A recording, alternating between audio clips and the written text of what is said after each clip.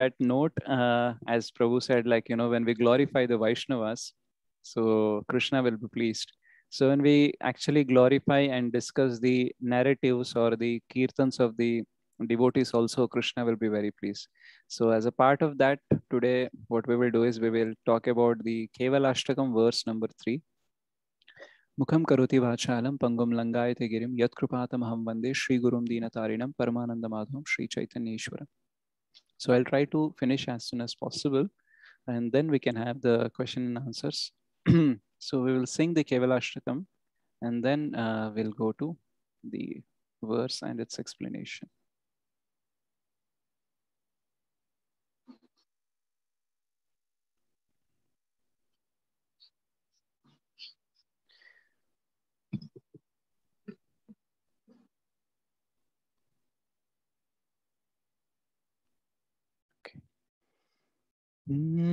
Madhuram madhurebhyopi mangalebhyopi mangalam pavanam pavanebhyopi harer nameva kevalam harer nameva kevalam Abrahmastambhaparyantam sarvam mayamayam jagata satyam satyam punaha satyam hare nameva kevalam hare nameva kevalam Saguru sapita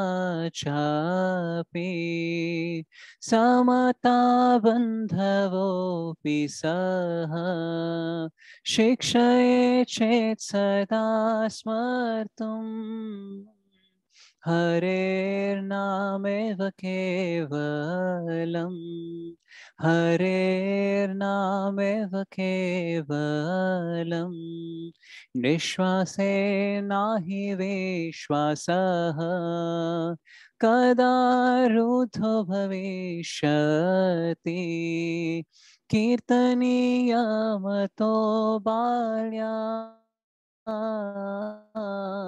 Hare nameva kevalam Hare nameva kevalam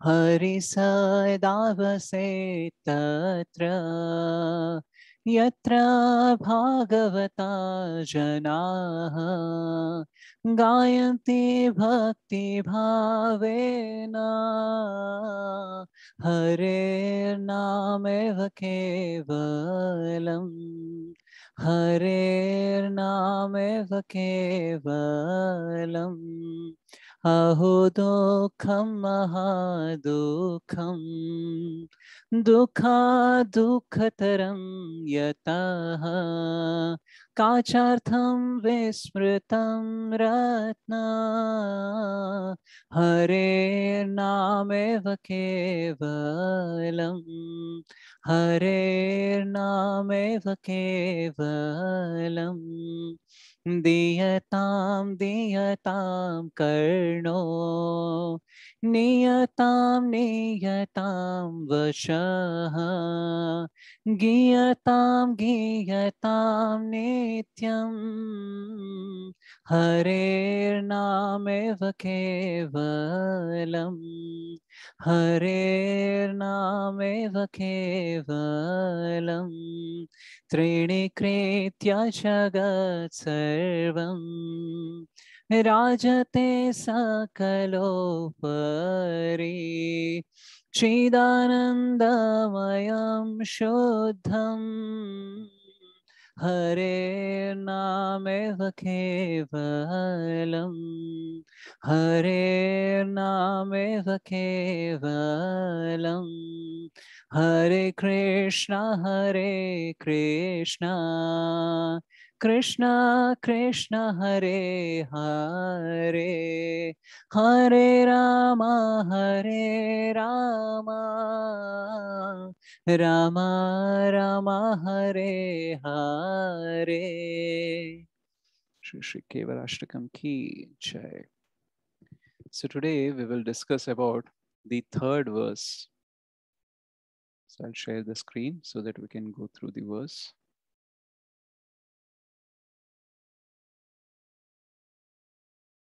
So it says, Saguru Sapita Chapi Samata Bandhavopi Saha Shikshayechet Sada Smartum Harer Nameva Kevalam.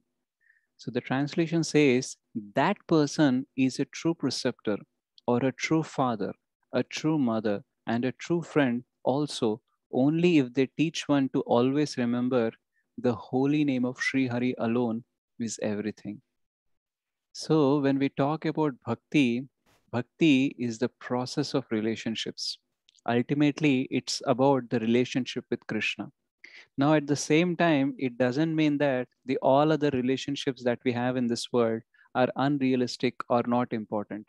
So, all those relationships are important. But what is more important is that how we can connect all our relationships with the relationship with Krishna. That is more important. So, what we have to do is we have to spiritualize our life. So, it is not that we are giving up our relationships, but we are establishing our relationship with Krishna, and along with that, we are harmonizing all other relationships with our relationship with Krishna. So, whatever love and care and happiness that we experience in our relationships, that is not false, that is real. So, whatever happiness, love, and care that you are experiencing, just because you are becoming Krishna conscious, you cannot say that those are not real. They are real. We do experience love, we do experience happiness. So, those are all real. But at the same time, what we have to remember that those are temporary. So some or other day, we are going to get separated, either sometimes due to some conflicts or ultimately due to the change of the body. What happens? We have to face that separation. So all the relationships that we have in this material world are temporary, but our relationship with Krishna is always eternal. So when we know that, from the Shastras, we experience and we actually know that all the relationships are temporary, then why there is always a longing for a long term or eternal relationship? So if anyone is getting into relationship, doesn't feel like I will have this relationship for 3 months or 3 years like that. They feel whatever relationship is giving them love, care, and happiness, they feel like this relation this relationship has to stay forever. Whomever we love, we want to receive and give love to them forever. So, all of this eternal longing, from where it is coming? If we know that all the relationships are temporary, we all know that we are going to die someday. So, how come, after knowing all this, also, there is always a longing for perfect relationships? Why there is a longing for an eternal relationships? So, when we see, then, in a way, we feel like our whole life is like a setup for frustration, because we build so many relationships, we build our positions and possessions, and one day they are going to go away, right? Either due to some conflicts in our current life, or at the time of death, we have to leave everything. So life seems like a setup for frustration. So we are came here for the happiness, for the love, but ultimately what we are getting from everything? We are getting frustrated. So Krishna also says in the 8.15 that dukkhalayam ashashvatam. So there will be suffering and that will be temporary. So even it is temporary, even if it is dukkhalayam ashashvatam, then why we still have this longing? So that longing is coming because at our core, we are spiritual in nature. And the soul is Sat Chit Anand. So it doesn't know about any end. It actually knows that, there is no end. So this Janma Mrityu Jara Vyadi, or this Viyoga, all this suffering, all this Dukkham is a part of this world only. And we are in this world, but we don't belong to this world. So that is the reason, even though we see that everyone is dying, everyone is getting separated, we still have that longing.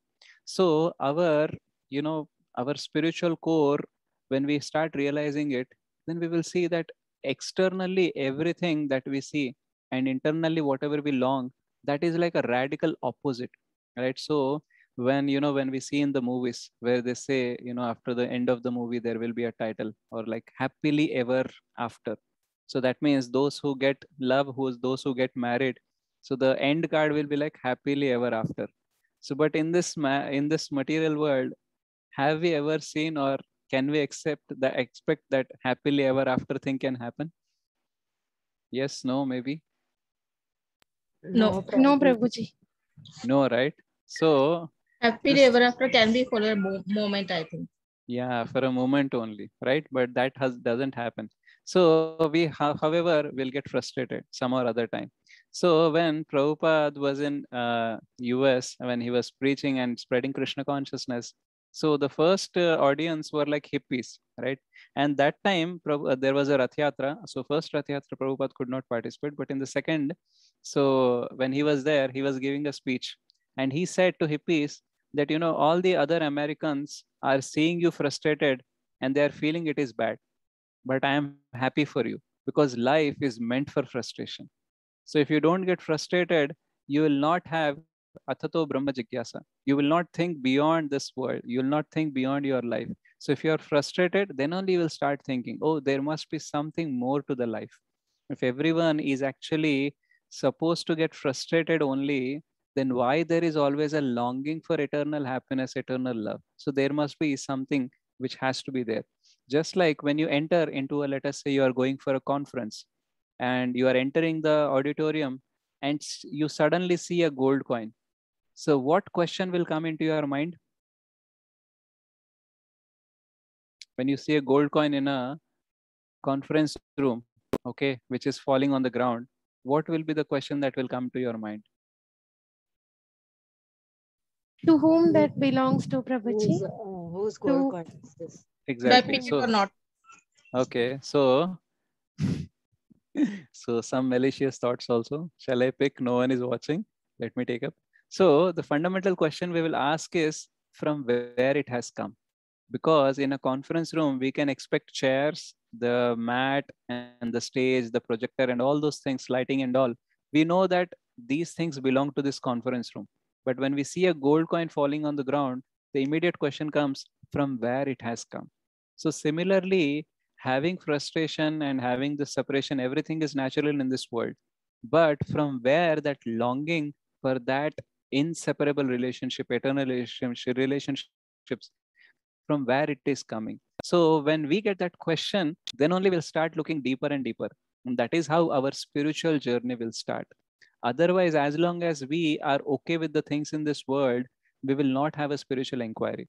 When we are frustrated, when we feel like there has to be something more, then our spiritual inquiry will start. So there are, like, Krishna says in Bhagavad Gita, there are four kinds of people who come to Krishna, right? The distressed, the person who is in need in money, or the person who is being inquisitive, and the other person is Jnani. So Krishna talks about four kinds of people. But in Kali Yuga, if we see that, the people who can come to Krishna, the four kinds of people, we can say that those who are distressed, those who are distressed, those who are distressed, and those who are distressed. Why? Because to make more money, there are different ways that person can do anything. To have inquiry about things, there are so many subjects in the world which can he be inquisitive. And mostly knowledgeable people are very rare. The Gyanis are very rare. So we see the Kali Yuga is full of distressed people. So most of the people come to God when they are distressed. So the frustration actually begins the spiritual inquiry. So we all have our material relationships, and these are called as horizontal relationships. And our relationship with Krishna is called as vertical relationships. So what we have to do? All our horizontal relationships, we have to bring them in harmony with our relationship with Krishna.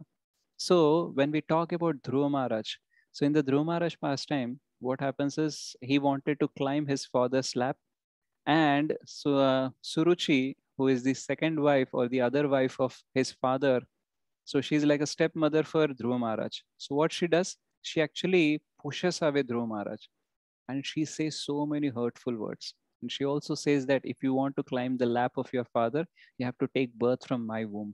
right? So after hearing this, he was actually disappointed, but that was still okay.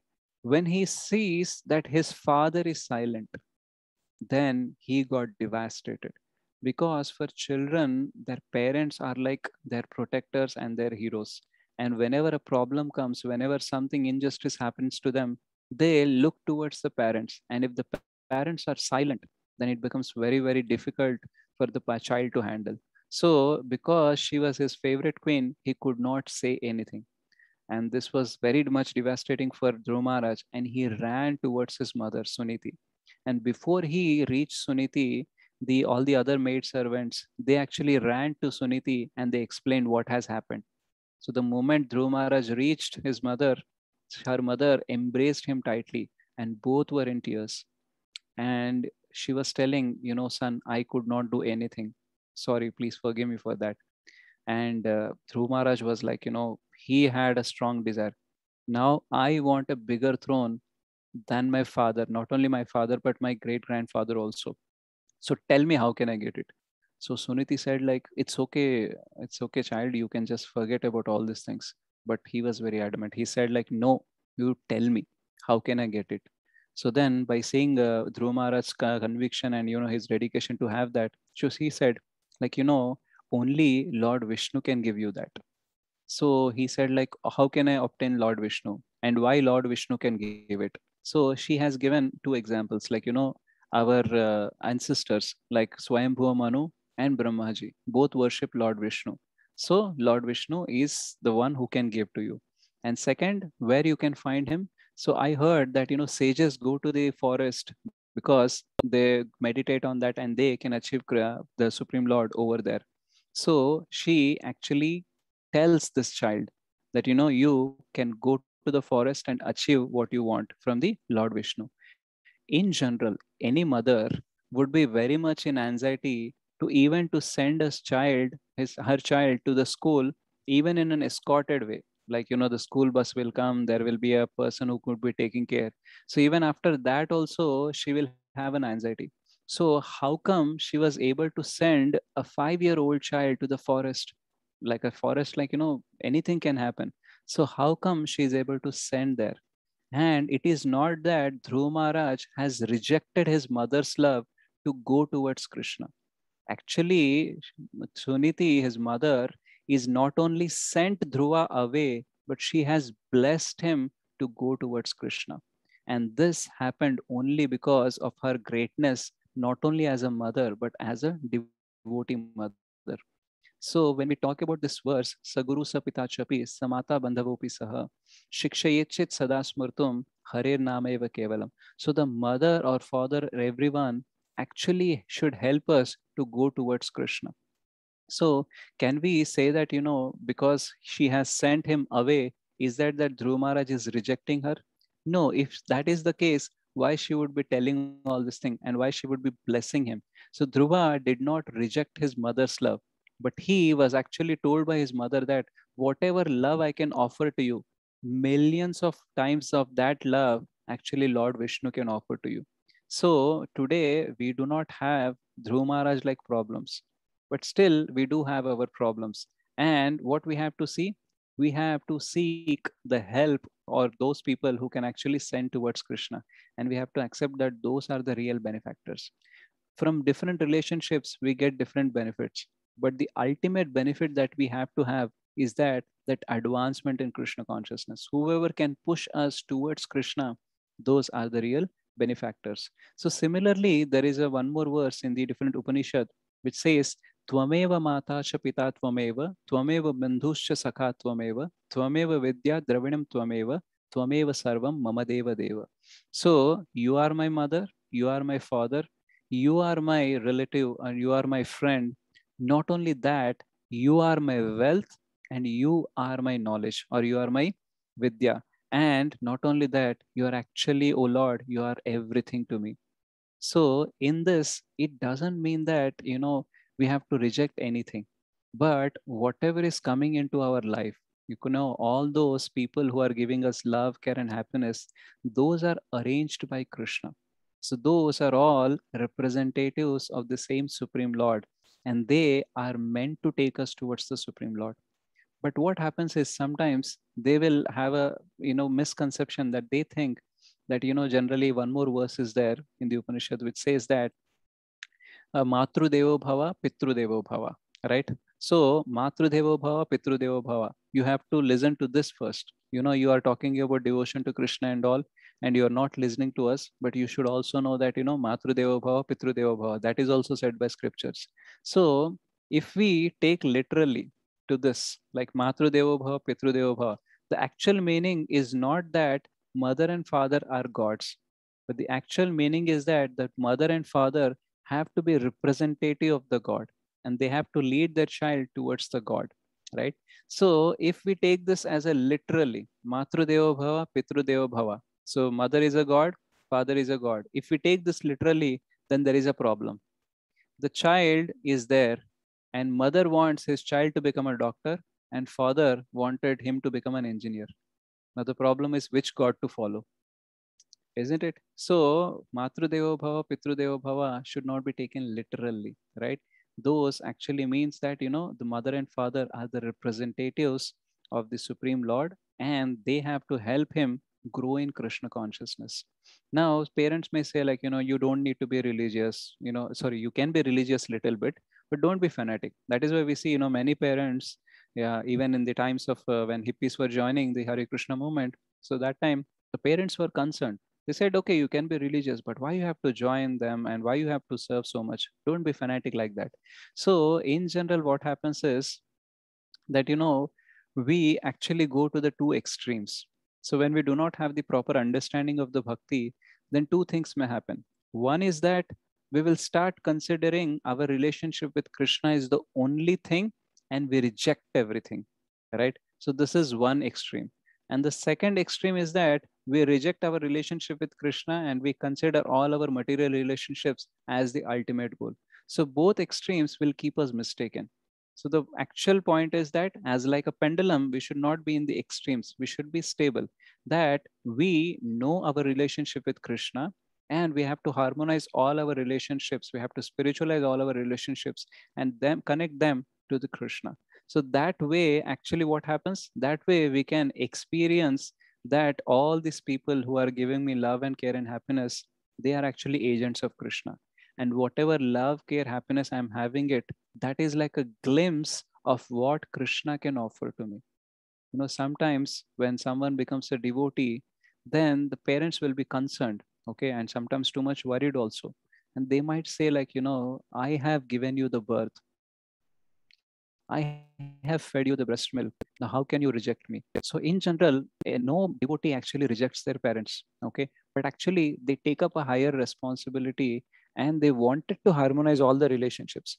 But when the other person do not have the proper understanding, these things can happen. So, these concepts has to be understood very carefully. So, one thing is that it is true. Like, in if we talk about true love, then what a mother can offer to a newborn baby, that love is considered as close as the true love in this material world, okay? But even that mother to give birth to that child, even to feed him the breast milk, that has to happen through Krishna, right? Krishna is aham bija pradapita. Unless he puts that seed, the birth cannot happen, and unless he makes the arrangement so that milk can come out of the breast, it cannot happen on its own. So, though a mother is giving the true love and she's feeding him and giving everything, that also happens only because of Krishna. So, we do not reject anyone's love or care or whatever happiness we receive for them, but we don't make absolutize of that. That means this is the only thing. If we make like that, then what will happen? We actually miss out the ultimate fulfilling of the heart, because no person in this world, no matter how much close to us, cannot give us the happiness, the actual need of happiness, whatever we have, that thirst of our heart as a soul, we cannot quench with any other relationships. We need Krishna's relationships. All other relationships, whichever love, care, and happiness they give, they are like the drops. And Krishna is like an ocean. And unless we get that ocean, our thirst will not get quenched. So that is why all these relationships are real, but they are temporary. So we respect them, we value them, but we don't absolutize their love and care as the ultimate thing. We are aware that they are real and their love is real, but actually we also have connection with Krishna. So those people who always push us towards Krishna, those are actually the relationships which we have to value more. And those who are not so, not so favorable, not so conducive for our Krishna consciousness, we can respect them, we can value them, but we should make sure that at least they should not think like, becoming a devotee is a problem. So our behavior, our sadachara should be so much that they get inspired to become a devotee at least in future. So because of some people, we become devotee, and because of us, some people can become devotee. So that is why everyone's sadacharya is important. So once we become devotee, we cannot be fanatic or we cannot be so indifferent to those who are not devotees. Because as long as we have relationships, we have certain bondage and we have certain responsibilities and roles that we have to play. So we have to play in a more profound way so that they can get inspired to become a devotee. So this also happens when we share one pastime of a devotee. So there was one devotee who was like, one of the sons for his father. So his father had three sons, and this person has decided that he'll join the brahmachari ashram and he will not get married. So when he said that, then his father said, if you are going to do that, then from today you are dead to me. So do not come back. Once you go out, never return to this home. And that was the final warning. And the devotee went and he joined the ashram. And after a few years, they all grow old, and he was not feeling well, the father, and he was in the verge of death. Now, before, and he had a good amount of property. Okay, so he has other two sons also. So even before like this person departs, his two sons were quarreling about the property, and by seeing that, he was feeling like, he had kept some amount of property for his wife. Okay, so he was concerned that, these people are quarreling as such, they may actually take over the property which I kept for my wife. So I don't think so that these two can take care of my wife, and they may, snatch away this property which I'm keeping for my wife. So he was concerned. So he said that to his wife that, you are not so literate and you may not handle all these things in a nice way. You do not have experience. So if at all you need any guidance, any suggestions, then you consult your brahmachari son, because this person is selfless and he don't want anything for himself. So he will be giving you the best suggestions. So the one who said that, you are dead to me, why he is telling his wife to take suggestion from that son? Because during that period of when he was not well, this devotee came home and he has served his father. He has made some devotee doctors to meet him. He was taken and he has helped in the treatment and all. So that time, this person has realized that, I have rejected my son, but my son has not rejected me. Otherwise, how come he can come and serve me, right? So initially, when the decision was taken, there was some friction, but over a period of time, both understood each other. So this actually happens. So when we actually harmonize our relationship, that means even though people reject us, we don't reject them. We actually take care of them whenever required and whenever possible, and we show our gratitude and our love and our reciprocation with them. So this is how, if we can handle, then we can have our horizontal relationships and vertical relationships in sync. So we need to give due importance to those who are inspiring us to go to Krishna. And those who are not helping us, we can at least think about them and we can pray for them. And we can think like, okay, fine, they are not helping me, but by being good, I can at least help them to go over there. So while we are actually chanting, so that time, what we have to do is, we should not think about those people who are not helping us in chanting, who are not making us feel good in Krishna consciousness, or who are not making feel good in our Krishna conscious journey or normal life journey. We should think about those people who are actually helping us to become Krishna conscious. And by thinking that, we will not have any kind of complaining attitude or any kind of grudges or any kind of unforgiving attitude towards people. So when we remember that, Yuko, there are many people out there who are helping me, with that gratitude, what we can do? We can have sadachara. And because of that, those who are inimical to us, those who are not conducive towards us, they can also get inspiration to become a devotee. So when we are chanting, it is natural that many disturbing thoughts will come. Many incidents that happened in our life which disturbed us, they will keep coming and coming. And especially when we have some friction in our relationship because of our decisions that we take in our spiritual life or material life, they might disturb us. But those times, what we have to think, we have to think about the true benefactors of our life, those who are helping us, like all our Pathapradaksha Gurus, Shiksha Gurus, our Diksha Gurus, all our Acharyas, all the Vaishnavas, all the books, all the videos, everything that has helped us, that actually we have to remember. Then what will happen? We can chant well, and because of that, our purity will happen, and because of that, our compassionate nature will come out, and we will be able to perform sadachara and we can inspire other people. So, all our relationships are important, and we have to have harmonization into all those relationships by being aware that Krishna is our ultimate relationships, and whatever love and care and happiness that we get, that is real, but that is not ultimate, that is not permanent. So that is temporary, and that is just a glimpse of what Krishna can offer to us. So we have seen the Dhruva Maharaj pastime where his mother has accepted that whatever her son wants, that cannot be given by her. And what she did? She directed him towards the Supreme Lord, who can give all that what he needs, whether it is material benefits or the love that he wants, everything that Supreme Lord can give.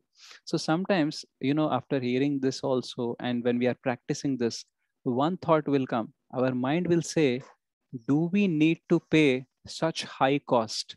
Like sometimes when we start practicing bhakti, then some of our friends may not like us, some of our relatives may not like us, our parents and us may have some friction in our relationships. So that time we can think, our mind will start us telling that, do you still have to go through all this? Why you have to take up so much of pain for something which you have not experienced much? Like, in our bhakti, at least we are in the beginning stage.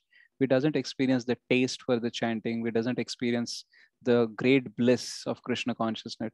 So our mind may say like, do you need to pay such high cost? So that time we have to remember that, whatever we are losing because of our efforts to advance in Krishna consciousness, millions and billions of times of that loss actually will come to us back. Because Krishna, when we go to Krishna, right, nothing will go away from us.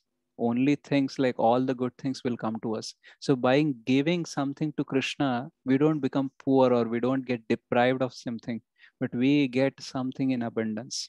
So Krishna, whatever he takes, he gives in millions of times returns. Like we remember the pastime of where the fruit vendor or the fruit sellers came. So she gave some fruits, okay, which of worth few dollars or few rupees. But what Krishna has given in return, like a load of all the jewelry and gold coins and all. So Krishna, whatever he takes, he actually gives millions of times in return. So similarly, all those struggle that we are going through to harmonize all our relationship with Krishna, all that effort, all that suffering that we are going through, Krishna will actually reward us, and more than what we can expect. We have our own material calculation. If I do this, I have to get this much. But Krishna's calculations are very transcendental. Okay, so we should not think about what we are losing. We should try our best so that we cannot lose the things, but in the process, we will lose the things. Okay, we cannot have the same amount of time for all the people. We cannot have same quality for all the people that we generally used to have when we are not Krishna conscious. But that doesn't mean that we are growing down. We are going down. We are actually growing and we are going up. And in future, all those relationships will actually get more and more value from us than what we used to provide when we are not Krishna conscious. So by having little distance, we are actually trying to contribute more and more. Earlier, when we are not Krishna conscious, when we spend time with people, we are just giving something material to them. But after a gap, when you meet your friends or relatives, there can be something more spiritual that you can offer to them. And what can be the great gift than giving the Harinam to all, which is the ultimate protector? So when we hear about this verse, we have to remember all these things. And we have, while we are chanting, we have to remember all those who are helping us again and again to practice our Krishna consciousness. So, Sa Guru, Sa Pita Chapi, Sa Mata, Sa Bandhavopi, Shikshayechet sada smurtum. And what they are reminding us, that the holy name is everything. So I will recite the same verse again. And while I recite, then you try to meditate on all the points that I have shared right now. Saguro sapita chapi samata bandhavo pisaha shikshaye chet sada smartum Hare Nameva Kevalam Hare Nameva Kevalam. That person is a true preceptor or a true father, a true mother, and a true friend also, only if they teach one to always remember the holy name of Sri Hari alone is everything. Thank you so much. Srila Shri Kevalashtakam ki jai, Srila Prabhupada ki jai.